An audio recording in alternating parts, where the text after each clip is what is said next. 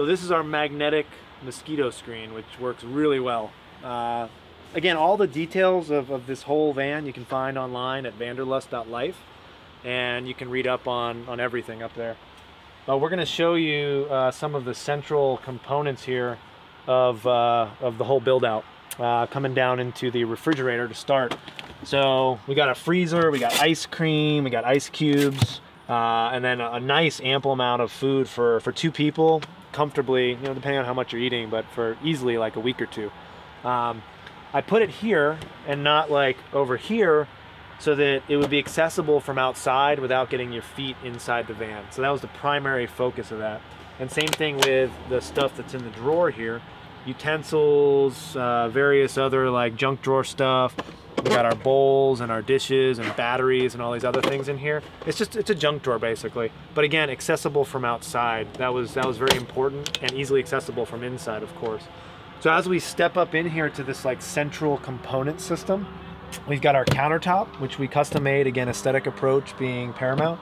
We got our reflector pedal backsplash. We collected those over like the course of 2 years, most of them from the trail, and a couple friendly bike shops. This was an afterthought. Like at the very end of the build out, I found a sink at an RV shop and I was like, oh, that'll be a good idea. And we put it in, and it's been one of the best things. I almost wish it was a little bigger, but I still love having the aesthetic like countertop.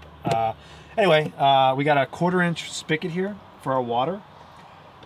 This drains out the bottom. It doesn't go into a storage tank because the only thing I'm doing in here is really brushing my teeth, washing my hands. We might dump a pint of water at every stop at the most, so it's not something I'm really worried about.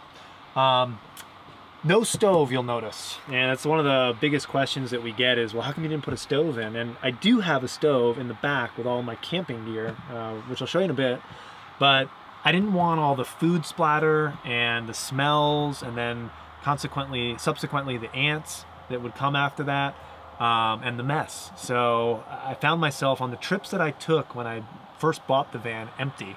I took this on about maybe 4 or 5 trips, and cooking was not something I was doing inside the van. Like, I was in an urban environment a lot of the times. I was at a campground and setting up out on a campsite table or something. So cooking in this space for me wasn't really important. I sort of regret that, and I'm contemplating doing something in here. But again, there's that food issue, like splatter and stuff and mess, that I'm still concerned with. So it depends on your build out. That's what I'm really getting at. This thing is endlessly customizable. It's almost too much. So be prepared for anything.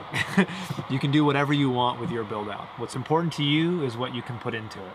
So down underneath this, the back side of this component system, and this thing is built like to the 1/4-inch in size. I mean, everything in here fits exactly. So behind here is our whole plumbing system.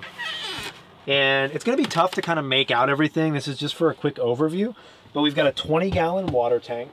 We've got a 5-gallon heat exchanging water heater that takes the water or the coolant from the engine in these black lines here and exchanges the heat around the water that's in there. So we only have 20 gallons. We don't have 25 gallons. But we've got hot water within 15 minutes of running the engine, and that'll stay hot for about 2 days or so. I haven't actually tested that, but it's supposed to stay hot for at least that long, depending on your ambient temperature. I got my pee bottle. That's my emergency pee bottle. Oh, still full. With our custom little bracket that holds it in place. We got our spoke-made toilet paper holder. We like using spokes.